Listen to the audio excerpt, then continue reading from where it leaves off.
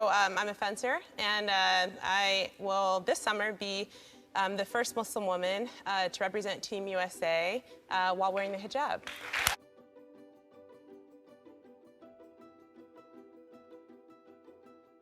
I wanted to challenge the narrative that Muslim women are meek and docile and oppressed, being unapologetically Muslim, Black, a woman, and it's like either you like it or you don't, and I don't really care either way.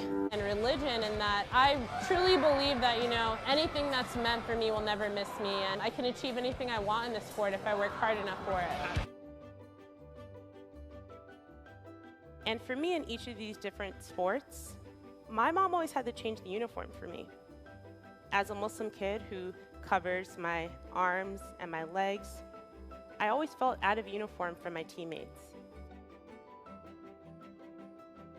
My mom and I were driving past the local high school and we saw athletes that had on long jackets, long pants, and they had on these masks. That's when we discovered fencing.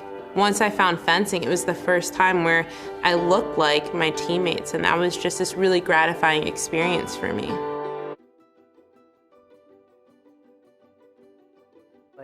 That I realized my ethnicity, my faith had the power to change how people treated me. I love, my religion more than anything, and to walk and stand tall as a Muslim woman, especially in light of the recent political election, I feel like is very important, that we embrace our own identity and we, put who we are at the forefront and tell people, that they have to accept us whether they like it or not.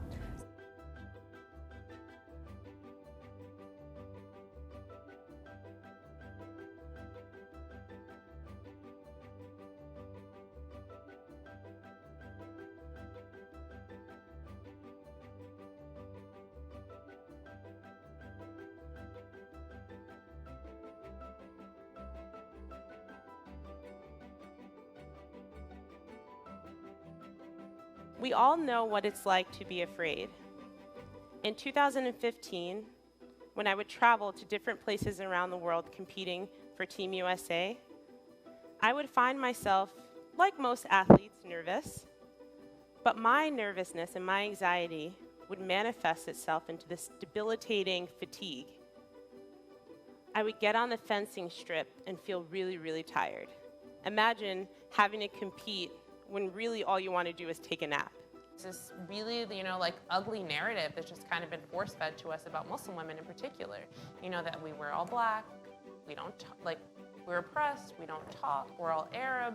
In this age of social media, what I think is so interesting and also so phenomenal in a sense that you literally can connect with people from any part of the world, and they can also see that maybe, those misconceptions and those labels that they placed on literally billions of people is incorrect.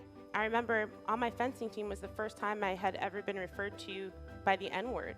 One of my teammates called me an N-word, and I remember my coach not handling the situation very well.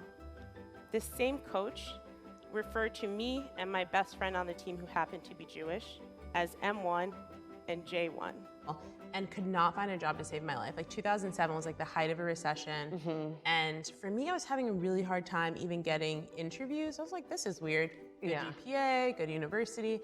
So one of, I think, the down moments in my life, I took my last name off my resume and got so many interviews.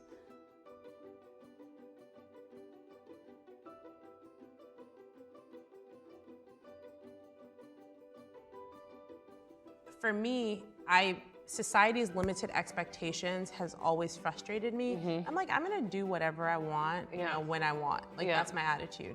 And then on the national team, so you had this memory in your memoir where you started to realize that you were a role model to people.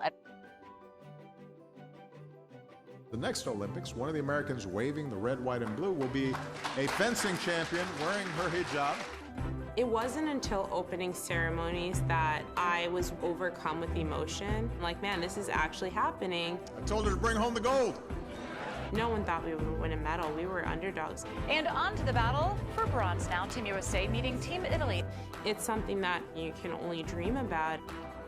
And you pray that all the stars align and everything happens right that day. There it is. done it. The Americans have taken the bronze. When it happened, I'm like, oh my God, like I can't believe this is happening. From the time I walked onto the podium to the time they put the medal around my neck, literally just like complete disbelief. I was just like fighting back tears and just like very, very thankful.